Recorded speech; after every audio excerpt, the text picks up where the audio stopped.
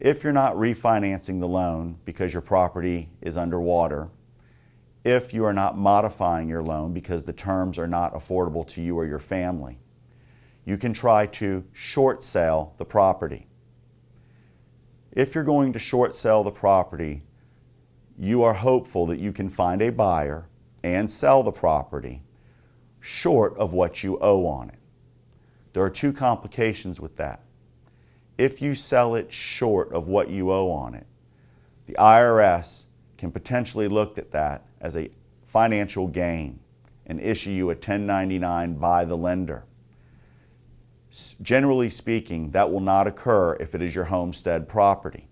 If it is a rental property, there is a very, very big likelihood that you will have a 1099 entered against you from the lender. At some point, the IRS will consider that profit or income of which you may be responsible for taxes. In a short sale, if you are able to find a buyer and negotiate with the lender to accept the deal that's been offered to buy your property, one of the main values in that process is to negotiate with the lender to waive the deficiency balance that would occur from the sale of that property. For instance, you have a piece of property that you owe $200,000 on. You are offered $150,000 by a buyer.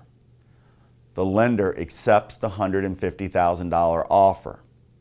That is $50,000 short of what you owe on the property. It is that $50,000 that is referred to as the deficiency balance.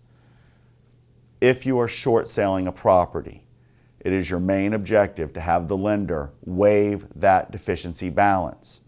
If not, you run a serious risk of them coming after that deficiency at some point down the road. Also, if you waive that deficiency balance on a homesteaded property, it's not overly concerning that you will be 1099. Under the present rules, you will not be. However, just because they waive the deficiency balance with your lender on a rental property does not mean that the IRS will overlook it as gross income. So there is a distinction between homesteaded property and rental property.